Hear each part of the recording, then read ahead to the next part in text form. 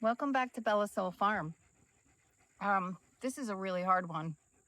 And I really thought long and hard about not sharing it here in a public forum. But I come to realize that in my self-centeredness, I thought I was the only one who felt this way.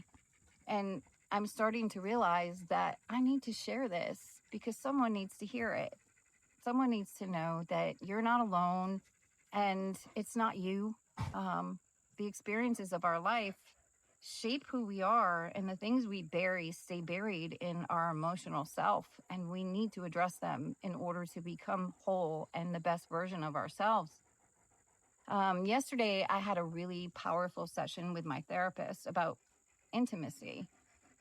And I realized something. I am so uncomfortable and freaked out with intimacy because I've never felt safe. And for as long as I can remember, I used alcohol to numb the fear and the screaming in my head. I also carried shame for allowing myself to be used, for using sex as a tool, thinking it meant I would be loved and not abandoned. I've been in abusive relationships where intimacy wasn't love, it was forced, or it felt like an obligation, where saying no did not feel like an option, and sometimes it wasn't. My body was shamed, my spirit was torn down. I experienced verbal, physical, and emotional abuse. Some of those wounds are far too personal for me to share here, but all of it left me feeling broken, completely disconnected, and like my worth only existed in what I could give, not in who I was, not at all. And that kind of pain, it definitely doesn't just disappear. It lives in you and in your emotions and your triggers. It gets buried. It gets hidden under layers of coping, of numbing, of running. And for me, that's one of the many reasons why I drank. So I didn't have to feel, I didn't have to face it. I didn't even have to acknowledge that these things existed. But when you commit to healing one by one, these things that we buried, these layers, they rise to the surface for us to face them when we're ready.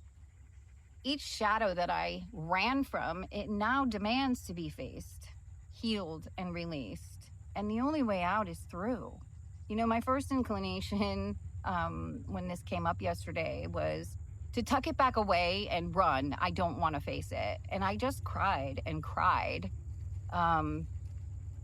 So many different layers of why I have issues with intimacy came bubbling to the surface one by one, and each one of them just left me wrecked. The process of becoming whole, becoming the person that you're meant to be, it is not easy. It is painful. It is so raw. It is so messy. It is so painful.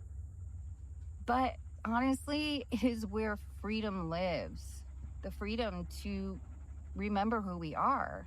And lately, I've learned that having someone safe to talk to, someone who will listen without judgment, someone who understands, who can be a space for you to heal, a space for your real, honest, vulnerable self. It's absolutely priceless.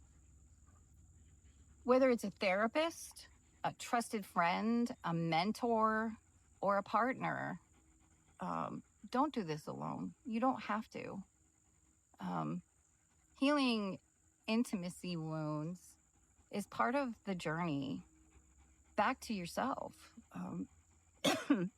I mean, for me, honestly, it's terrifying, but it's also so liberating.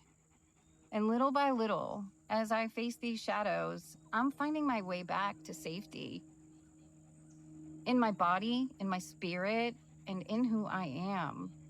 And it's so worth it. So I've been reverting back to courage is having fear and doing it anyway. So let's do this.